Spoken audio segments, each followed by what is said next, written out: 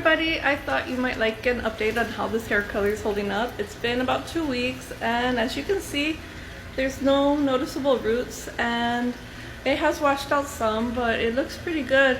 I think it looks natural. As you might recall, I did not expect it to be so red, but I actually like it like this. I might do it again.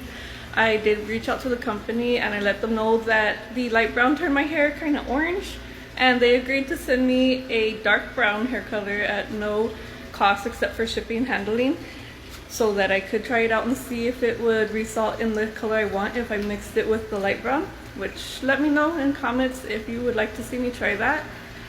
And pues, has anybody else tried this out? What were your results? Let me know. Did you like it? Would you recommend it? I like it. I think I'd do it again.